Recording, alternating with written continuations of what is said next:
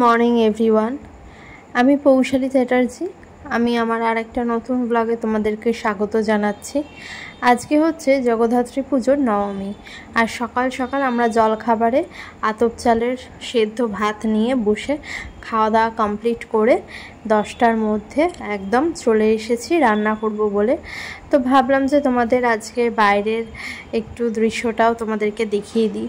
আজকে কিন্তু বেশ ভালো রোদ উঠেছে, দেখে বুঝতেই পারছো যে কতখানি রোদের তেজ। মানে কি বলবো, এই রোদের তেজ, এই রোদটা কিন্তু এখন খুব ভালো লাগছে। বেশ ঠান্ডা ঠান্ডা আমেজ পড়ে গেছে। ভোরের দিকে দেখবে অনেক সময় ঠান্ডা ঠান্ডা একটা আমেজ লাগছে, আর এই যে সকালবেলা একটা কড়া রোদ উঠছে, খুব ভালো মিষ্টি একটা রোদ উঠছে। আর এই যে লাইটগুলো দেখছো, এই লাইটগুলো খুলতে আসার কথা ছিল কিন্তু আসেনি, তাই মা এইভাবে গুটিয়ে রেখেছে। তো আজকে এই লাইটগুলো খুলে দেবো। তো সকাল সকাল দেখো এখানে বাসি জামা কাপড়গুলো ছাদে কেচে শুকুতে দেওয়া হয়ে গেছে, কারণ বেশ ভালো রোদ উঠেছে। এই রোদে কড়া রোদটা পেয়ে একদম জামা কাপড়গুলো দুপুরের মধ্যে শুকিয়ে যাবে। আর এই দেখো ঠান্ডা পড়তে না পড়তে আমাদের বেগুন গাছে আবারও একটা বেগুনের ফুল এসছে। একটা না, দুখানা ফুল ফুটেছে, মানে দুখানা বেগুন হবে। আর লঙ্কা গাছটাতে তো প্রচুর ফুল হয়েছে, লঙ্কা হবেই হবে। আর দেখো এই দেখো রোদের তেজ দেখো আজকে, মানে সেই রকম রোদের তেজ। তো চলো আর সময় নষ্ট করব না, রান্নাঘরে চলে যাই। এই যে জলখাবার খাওয়া হয়ে গেছে, বাসন টাসনগুলো ধুতে থাকি। আর ওদিকে আজকে রবিবার, তাই জন্য ভাই চলে যাবে হচ্ছে মাংস আনতে, চিকেন আনতে। তো ভাই মাংসটা নিয়ে আসুক। আর এই দেখো আমরা সবাই মিলে এখন এখানেই আছি, এখানে আমি রান্নাঘরে জোগাড়যন্ত্র করব।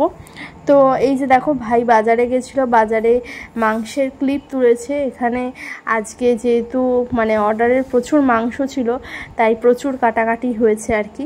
তো ভাই ওদিকে ক্লিপ তুলেছিল, সেটা আর কি একটুখানি জুড়ে দিয়েছিলাম তোমাদের দেখানোর জন্য। আর এখানে দেখো আমি বাড়িতে ভাতের চালটা ধুয়ে নিচ্ছি, ভাত বসিয়ে দেবো। ভাতের চালটা ধোয়া হয়ে গেলে ভাত বসিয়ে দেবো। ভাতটা হয়ে গিয়ে থাকলে কি বলতো, মাংসের জোগাড়যন্ত্র করে মাংসটা কষিয়ে করতে বেশিক্ষণ টাইম লাগে না। তাহলে দুপুরবেলা 1টার মধ্যে যদি রান্নাটা কমপ্লিট হয়ে যায়, ওদিকে 2:30-3টের মধ্যে খাওয়া দাওয়াটাও কমপ্লিট হয়। আর রবিবার মানেই বুঝতেই পারছো রবিবারের দুপুর, তাও আবার জগদ্ধাত্রী পুজোর নবমী, একটু তো বেলাবেলি হবেই আর কি। তো যাই হোক, চেষ্টা করছি যে সকাল সকাল সব কিছু সেরে নেওয়া, কারণ ঠান্ডা পড়ে গেছে আর শীতকালের বেলা ছোট, তোমরা সবাই জানো। তাই জন্য এখন 5টা হতে না হতেই সন্ধে হয়ে যাচ্ছে। তো টাইম যে কোথা দিয়ে বেরিয়ে যাচ্ছে কিছুই বোঝা যাচ্ছে না। তো যাই হোক, চলো আমি এদিকে কাজ করতে থাকি আর তোমরা আমার ব্লগটা দেখতে থাকো। আর ব্লগটা যদি ভালো লাগে অবশ্যই বন্ধুরা লাইক, শেয়ার অ্যান্ড সাবস্ক্রাইব করতে কিন্তু কেউ ভুলবে না। আর হ্যাঁ, সন্ধেবেলা চাটা খেয়ে দিয়ে ঠাকুর দেখতে যাব, সেটাও তোমাদের সাথে অবশ্যই শেয়ার করব। তাই ভিডিওটা স্কিপ না করে পুরো শেষ থেকে শুরু থেকে শেষ পর্যন্ত আর কি একটু ধৈর্য ধরে দেখো, কেউ কিন্তু স্কিপ করো না।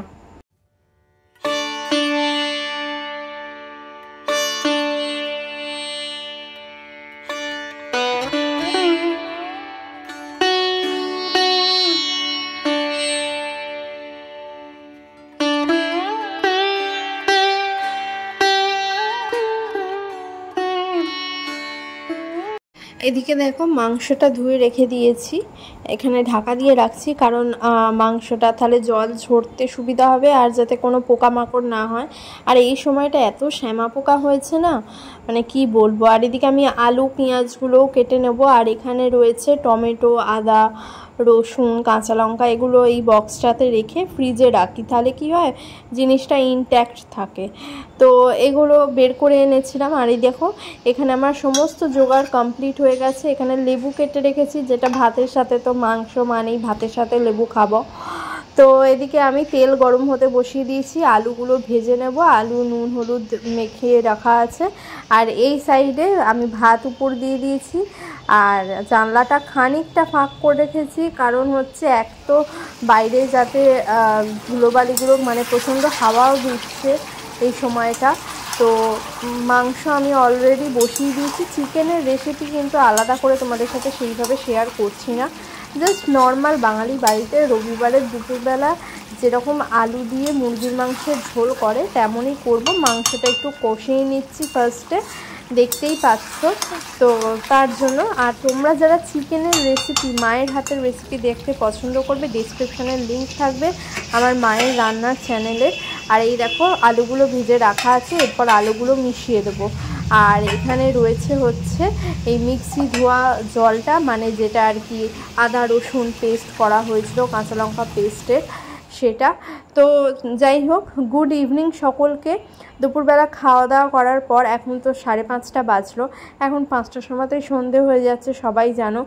তো 5:30টার সময় চা বসিয়ে দিলাম। চা করে চা খেয়ে দিয়ে একেবারে 6:30 পৌনে 7টা নাগাদ একটুখানি বেরোবো। এই আশপাশের ঠাকুরগুলো তোমাদের সাথে শেয়ার করব, আমি নিজেও দেখব, তাই। তো চলো চাটা করে 3জনে মিলে খেয়ে নিই, তারপর ভাই আর আমি একটু বেরোবো। তো তোমরা কিন্তু পুরো ব্লগটা অবশ্যই দেখবে, আর কেমন লাগলো অবশ্যই কমেন্ট বক্সে জানাতে কিন্তু কেউ ভুলবে না। তো চাটা ফুটে গেছে, দেখতেই পাচ্ছ, একদম চা ইজ রেডি, তাই না? তো চলো চা খেয়ে নিই। আর এই শীত আমেজ পড়ে গেছে, এখন কিন্তু আদা দিয়ে চা খেতে দারুণ লাগবে। যদিও আমি এই চায়েতে এখন আদা দিইনি, তবে হ্যাঁ, আমি মাঝে মধ্যে আদা দিয়ে চা করলে তোমাদের সাথেও সেটা শেয়ার করব। তোমরা কারা কারা আদা চা খেতে ভালোবাসো অবশ্যই কমেন্ট বক্সে আমাকে কিন্তু জানাবে। তো এই যে দেখো চাটা ছেঁকে নেবো এবার। চাটা ছেঁকে নিয়ে নিচে নিয়ে যাবো আমাদের তিনজনের গল্প করতে করতে বসে বসে চা খাবো। খেয়ে দিয়ে তারপর বাইরে বেরোবো। তো তোমাদের সাথে তারপর দেখা হচ্ছে একেবারে বাইরে বেরিয়ে।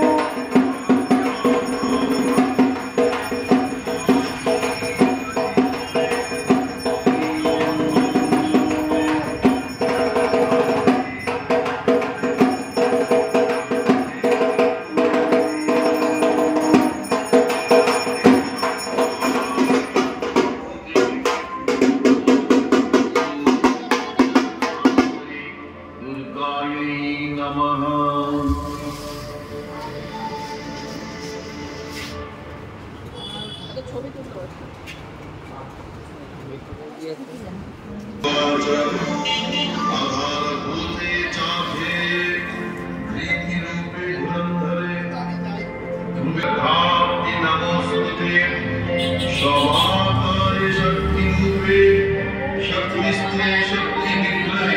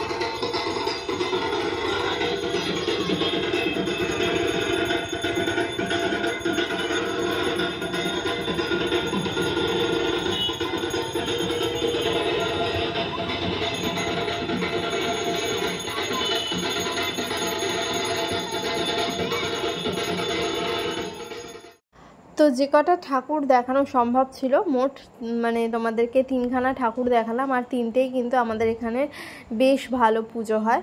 তো আজকে বাড়ি থেকে বেরিয়েছিলাম, তো মনে হলো যে একটু বিরিয়ানি খাই, অনেক দিন খাওয়া হয়নি, সেই দুর্গাপুজোয় খেয়েছিলাম, তারপর থেকে আর খাওয়া হয়নি।